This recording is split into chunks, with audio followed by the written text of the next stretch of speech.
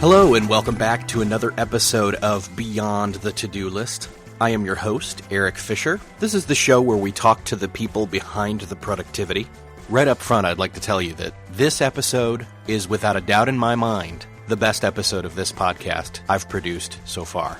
I hear you asking why. Well, the reason is because it's such a close tie-in to the reason behind why I do this show. You see, this episode is a conversation with one of my favorite authors, Donald Miller, who's written a few New York Times bestsellers, but more importantly, is all about story. And if you were to do a metaphorical x-ray of this podcast, you would see that that principle of story is part of the skeleton of what this show is built on. If you look at the word productivity, it's got the word produce, and inherently it's about producing or making or creating. The goal behind this show is to talk with people about not just getting things done, but getting the right things done. And not just doing more things, but doing the right things. And the end goal of all of these different quote-unquote productivity tips or tricks or tools or whatever, in the long run, the end goal is to live a more meaningful life. So all in all, every time that I'm talking about productivity or aiming to be more productive, again, that language is really talking about helping people live a more meaningful life or live a better story. And that's where Don comes in. My favorite work of his so far has been A Million Miles in 1,000 Years, a book that came out about 2009. And in that book, he talks about the fictionalization of his life as he was working with some screenwriters to adapt an earlier book of his, Blue Like Jazz, and how learning the elements of story and what made a story good also translates over into what makes a meaningful life. So, let me just get out of the way, and you can listen to Don and I talk, but pay attention to what he's talking about and the free tools and resources that he has to give out at the end of the episode. This week, I am privileged to speak with Donald Miller, author, speaker. Welcome to the show, Don. Great to be with you. As an author, you're self-described as sitting in your underwear and you write sort of memoirs and spend years making mistakes and then learning how to make up for those mistakes, and then you write about it. So. Yeah, that's pretty much how it goes. It's kind of a good shtick if you can do it. When did you decide, okay, I'm going to start writing? Like, writing's a thing. I'm interested in this. I think I might be good at it. You know, it's probably in high school when I decided I wanted to be a writer, and lost track of that for about 10 years in some ways, but then kind of came back into it when I got a job at a publishing company, just basically as a sales guy, and got to see behind the scenes how books are written, how it works. Thought, man, I should try to write one of these. So started writing at night. That book ended up getting published, and then my career switched from publishing over to writing, and then later would start my own little publishing company. Never published my own books. So kind of have had hands in both worlds for a long time, but my entire professional career has all been in essentially the business of books, both writing them and publishing them and marketing them and all that kind of stuff. So your first book was originally titled Prayer in the Art of Volkswagen Maintenance, later published as Through Painted Deserts, actually still available as a free audiobook from Noise Trade, which I love Noise Trade. Yeah. Sold okay, but yet you decided to do it again. What was the story behind, okay, I'm going to try again? Well, it's a humbling story. The first book didn't sell enough copies that any publishers were excited to print me again. And so there weren't a lot of people knocking down my door. And I did have a little publishing company of my own. It was just barely breaking even, a brand new company, warehoused the books in my basement. But I knew if I wrote another book, I could get a little money for rent. So I started working on another book. That book was called Blue Like Jazz. And when it came out, it also didn't do very well for the first year. And then the second year, it really took off and started selling a lot more copies. I got so busy just supporting the book that I ended up dissolving my publishing company and became a full-time writer at that point. But sadly, it was really a financial decision. I knew I could write a book and get some money for rent, and then that book ended up becoming a bestseller. And so I had to spend several years writing just to keep up with the demand. Blue Like Jazz obviously was a New York Times bestseller and spent, 40 weeks, I think, on the bestseller list. And I think the reason for that, there was kind of a need for it, or it was a refreshing, in other words, you weren't playing it safe, you know, in terms of non-religious thoughts on Christian spirituality. And I personally have always felt kind of somewhat similar in that sense that it's too religious for some people, not religious enough for others, and you get caught in the middle. And that this kind of met that gap where a lot of people, especially younger people at this time, were feeling that I don't fit in either place. Yeah, and I because my first book didn't sell very many copies, I really just didn't think anybody was going to read the book. So I was a lot more honest than I would have been if I'd have known it was going to get a lot of people reading it. I thought it would be just my friends would read it. But I guess it did. I guess it spoke to some things that we were all feeling that hadn't been voiced yet. So I'm really grateful. I'm grateful that I got to write the book, and it's created so many connections with so many folks. Mm-hmm. And so you kind of kept the dialogue of the thread, at least, of what you were talking about in Blue Like Jazz with the next book, Searching for God Knows What, and kind of the success, though, at that point in time of Blue Like Jazz had kind of started to set certain expectations. Can you talk a little bit about that? Yeah, definitely. I think a lot of your listeners can probably identify, when you succeed at something, whatever you're doing often gets more difficult because people have very high expectations for whatever it is that you offer. And so I went through a season of real writer's block and frustration and just kind of frozen in my ability to write. So I went from, being able to write a book in under a year to taking 2 years and 3 years and, even 4 years to finally get another book out. And a lot of that was because of the success, because the expectations were so high that the pressure ended up getting to me. And also, we'll get into a little bit later, just some work habits that I had to correct as well, not just discipline, but actually the way I structured my day. So kind of getting over the fear of meeting people's expectations along with adjusting how my workday flowed helped me overcome the slowness in my ability to write. And now I feel like I'm back at my earlier pace before I ever succeeded. I'm back to that original pace of getting up and getting a lot done every day. So then kind of moving on a little bit further, the next book was originally titled To Own a Dragon, and it's a book about growing up without a father, and then a few years later it was expanded and re-released as father fiction. And for me personally, that really rung true again because, my dad was around, but he may as well not have been, and there wasn't any kind of a literal, physical abuse or anything like that, but there was maybe some verbal or, just apathy. And it made me more aware of just that whole mentoring need that then you kind of got more involved in at that point. In fact, you're still on the president's task force for fatherhood and healthy families, are you? Well, we wrapped up our work in the White House. And so, we issued a big book to the president, a report of actions that he could take to help with the issue. And he has followed through on almost all of those requests that we made. And so, but that was a real honor to be able to do that for sure. And then we come to the point in time where, which was hilarious to me when I started reading A Million Miles in 1,000 Years, to suddenly start reading the name Steve Taylor because I'd listened to his music as a high schooler, and to suddenly have him and you be characters in this meta book that's also about screenwriting and life and writing a fictional version of yourself, and how the principles of screenwriting in terms of wrestling with writing the screenplay of Blue Like Jazz, you bring those elements of story into writing a real good life story. And it was probably the weirdest experience I've had in reading a book ever, probably. So I hope that's a good thing. No, it was very a good thing. I think that was awesome. One of the things.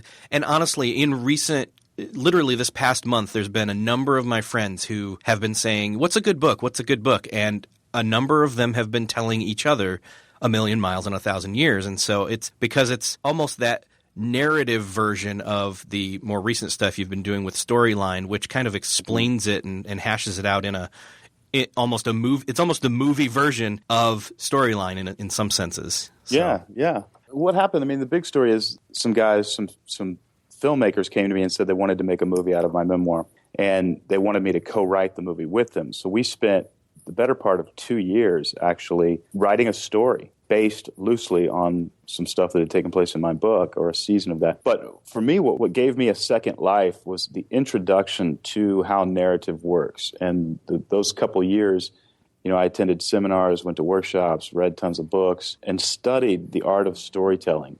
And it fascinated me. I mean, I just got completely compelled by how narrative structures work and how they actually can compel a human mind.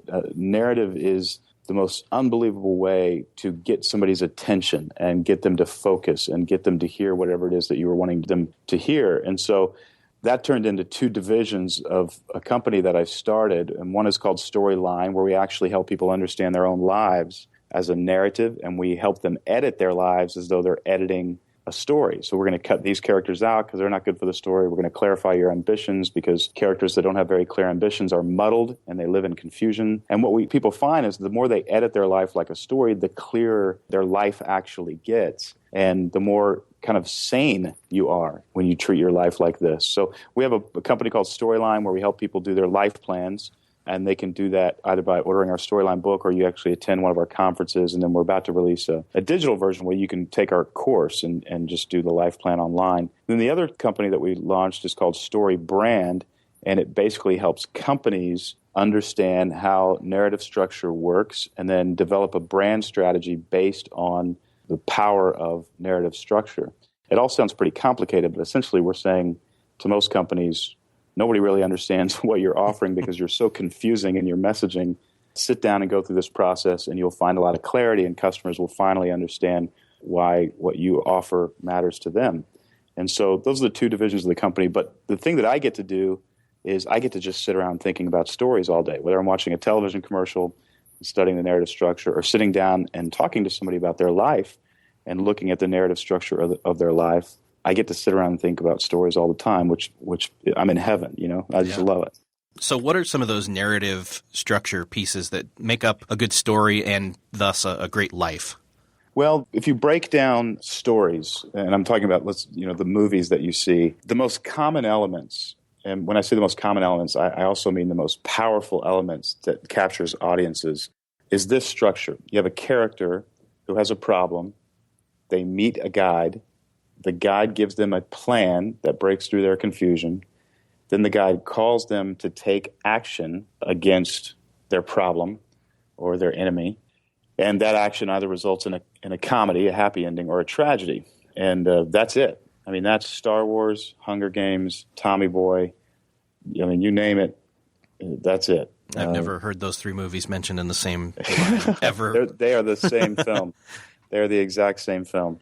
They're the exact same narrative structure. It's just you just lay different characters and different problems over the same structure. But that's the structure that the human mind responds to. And so when we're talking about our lives as real people, those elements need to be clarified. And the thing about a story, what makes a story great, one of the things that makes a story great is it's clear. It's not muddled.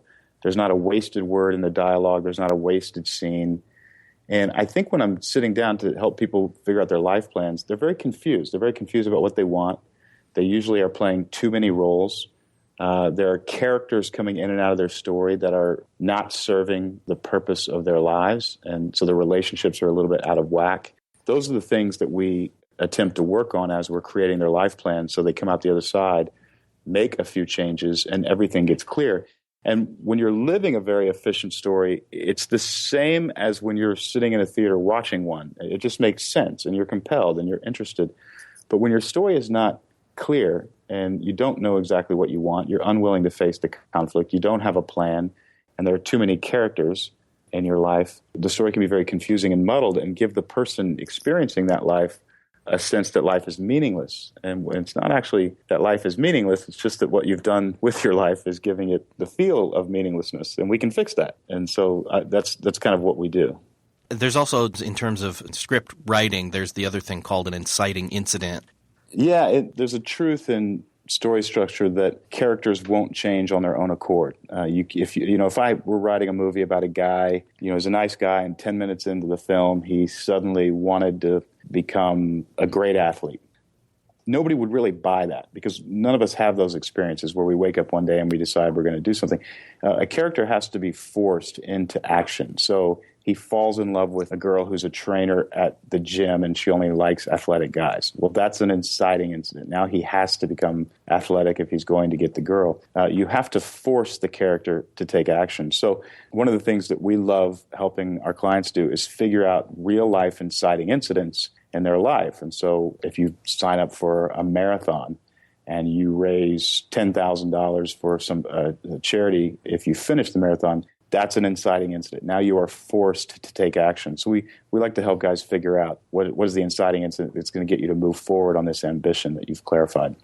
So then after the Million Miles in 1,000 Years period of, the book's done, you're touring, you're promoting, and then that's over, a few years ago, a year or so ago, Storyline, the conference starts coming out, the workbook comes out, the online cloud-based dashboard and all of that.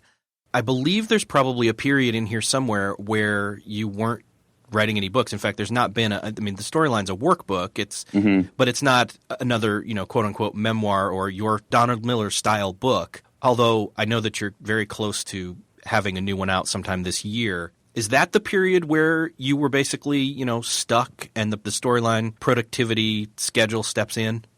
Pretty much, yeah. What happened was I was in Portland, Oregon. I lived in Portland, Oregon.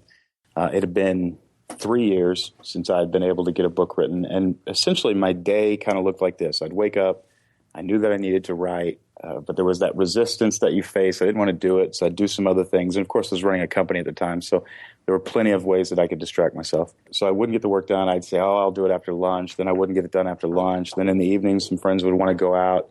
So I'd end up going out with my friends, the whole time feeling guilty and miserable because I didn't get my writing done.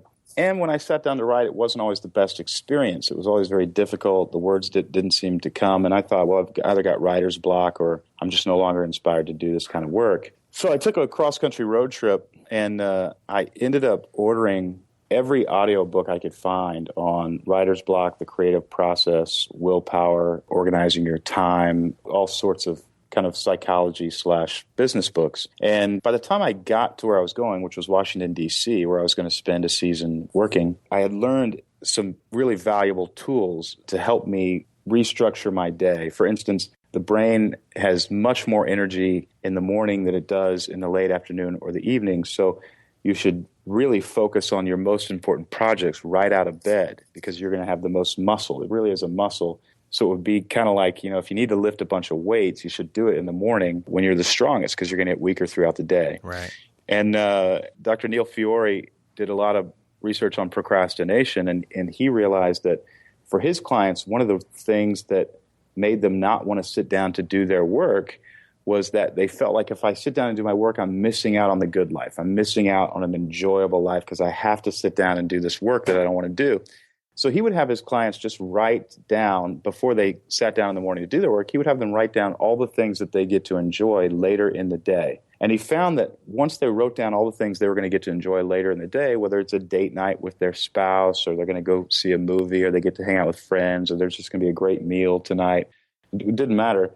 They faced much less resistance to sit down and do their work, and they could overcome procrastination by really understanding, I'm not missing out on a good life. I just need to do this work right now, and the good life I get to have scattered throughout the day anyway. And that, to me, ended up being a very powerful tool. So another one was Dr. Viktor Frankl's understanding that if you pretend that you're living this day over again for the second time, and you ask yourself, what mistakes should I not make today that I made the first time I lived this day? It's a bit of a mental trick. He found that his clients had a much greater reverence for life. They were more intentional about relationships. They worried less about things that were trivial. And so these were some of the little tips that I actually took into my workday. And so what I did is I just took a piece of notebook paper and I created my own day planner day in which I only would focus on 3 projects per day. I would make sure that I focused on the most important one in the morning. I had a little to-do list section on my little piece of notebook paper. So for minor things, just to get them out of the clutter of my brain, I would write them down. I would write down, if I could live today over again, what would I do differently?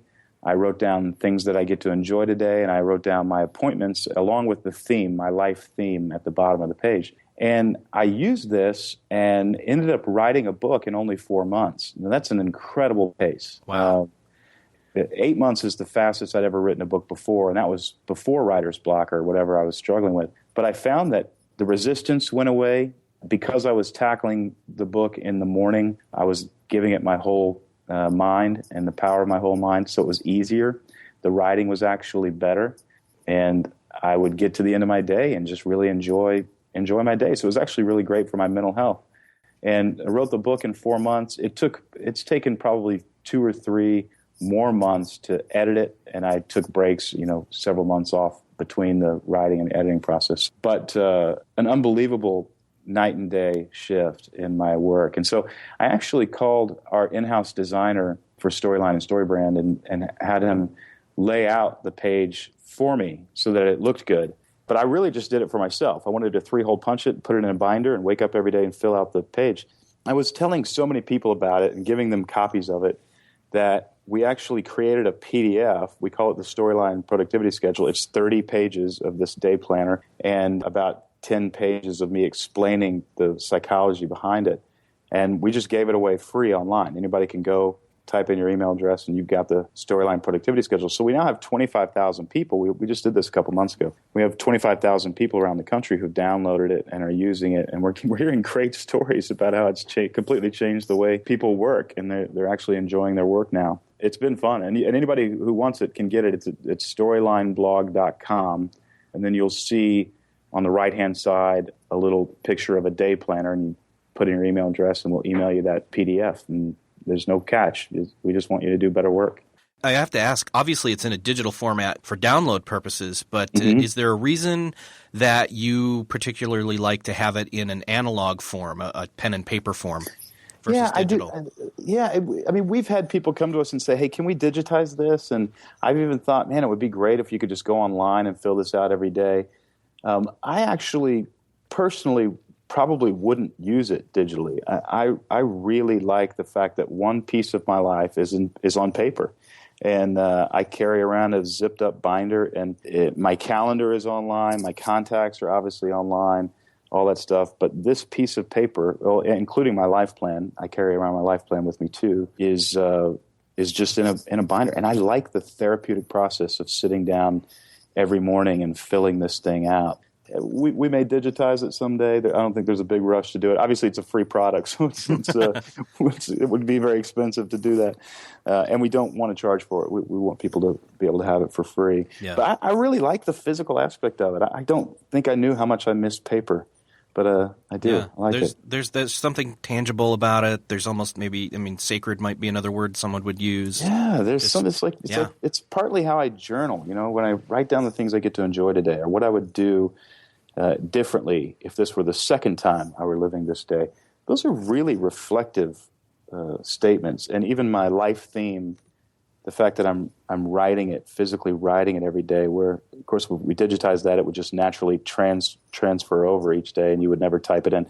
But I'm physically writing it, reminding myself, this is what I'm here for, and anything that comes at me that doesn't fit within my life theme, and my personal life theme is to help people live a better story. So if I get opportunities that would make me a lot of money, but they're not helping people live a better story, I now have a filter with which I can say, as much as I'd love the money, I've got to say no to that. That's not what my life is about. Yeah. And maybe it's also the fact that it takes maybe more time. Maybe it's worth slowing down to decide these things. I think, I agree. I counsel people to do it on paper. You could easily create an Excel spreadsheet or something to type all this stuff in, but definitely, I like paper. Well, in the last couple minutes here, I wanted to ask you about some of the other solutions you've found for productivity, particularly the two words you've used lately called focus and finish. I've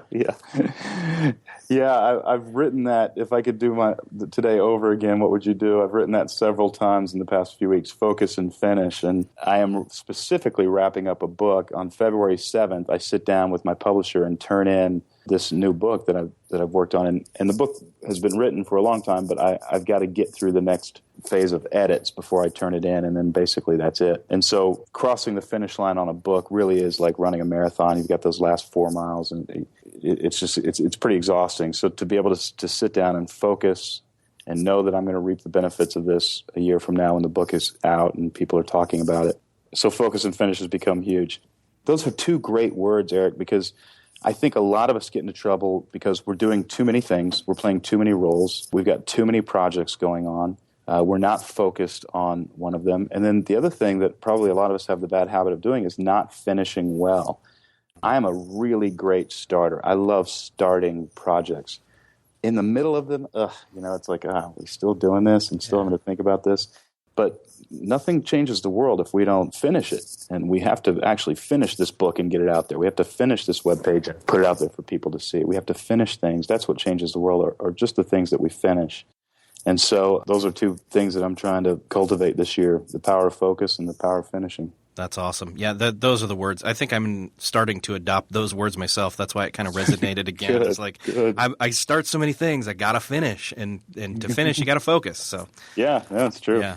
Well, I think it's also funny that you've mentioned twice now the whole living this day over again, because the day I'm going to release this is going to be February 2nd, which is Groundhog Day. And the movie is one of my favorites. Yeah. There's a screenwriting lesson in that movie in and of itself. But also at the end of February, you're having another Storyline conference in San Diego, February 27th through March 1st. And It's still pay what you want. Yeah, we came up with this model last year. We were charging about $300 to attend one of our conferences, and we felt like that was a pretty good deal. But I noticed there was a demographic of people, a little younger demographic, who just weren't able to afford it, weren't able to come. And I kept hearing things online, I wish I could come, I just can't afford it right now. And I thought, I don't like that. So we just came up with this crazy idea that people should just pay whatever they want. And we just kind of counted on the generosity of some people who could pay a little bit more than what the asking price is in order to offset the costs or the losses from people who needed to pay a little bit less. And it's worked amazingly well. I mean, we just can't believe it. I literally thought we might be throwing the company away when we did that. And not only has it worked well financially in the sense that, the average ticket price is considerably less than what it used to be, but we have a lot more people coming, which is nice. But not only the financial, we can still keep the company going, and everybody's can pay their salaries, we can pay everybody's salary and all that kind of stuff. But what it did to the spirit of our conference, because the conference is about living a better story, and a huge chunk of living a better story is having a generosity of spirit. We emphasize that quite a bit. So we feel like we're practicing what we're preaching, and when you actually come to a conference, there's this beautiful spirit about the place because people have really helped each other get there. It changed everything for us. It changed the whole culture of our company. So we're sticking with it. If you want to go to our conference, awesome. You literally go online and put in your credit card number and you put a price that you want to pay and you hit pay and you're registered. That's it. That's so good. I strongly suggest anybody go. I last minute couldn't go to the Nashville one back in October, but next time you guys have one around that area, I will be there. But this one's in San Diego, so if you're in the West Coast, or heck, if you're paying what you want or pay for others too, definitely don't miss this. It's an awesome event from what I saw online. We're biased, but we think it's the best thing going. Yeah.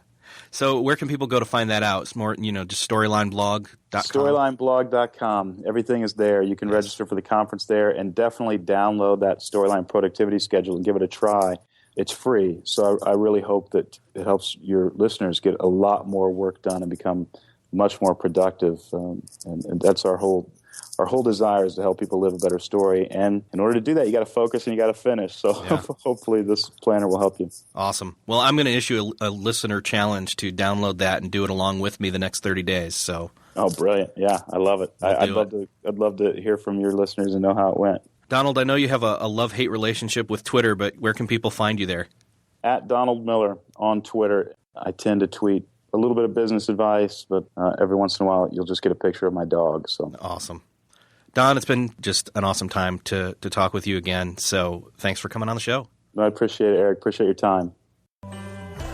Well, thanks again to Don for talking with us about story. Again, I would like to issue a challenge to all my listeners to 1, check out Storyline, 2, check out the Storyline blog, and 3, grab the Storyline productivity schedule. Go over to storylineblog.com, enter your email, and you'll get that for free. I personally am going to go through and use that myself as a clarifying tool for my focusing and finishing what I'm working on right now. Let me know and let Don know if you've grabbed that and what kind of progress you're making.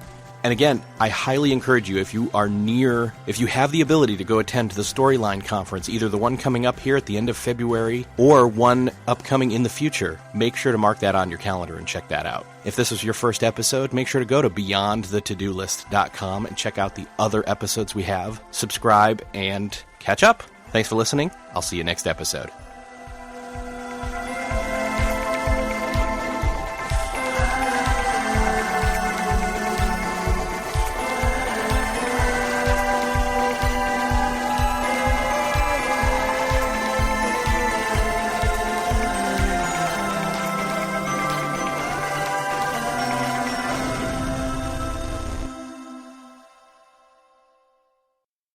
Beyond the To-Do List is a proud member of the Noodle.mx Network. Find more of our award-winning and award-nominated podcasts to make you think, laugh, and succeed at Noodle.mx. Learn how to podcast. Theorize over the TV shows Once Upon a Time in Wonderland, and Under the Dome. Laugh with our clean comedy, delve into science fiction and philosophy, learn critical thinking from movie reviews, and more at Noodle.mx.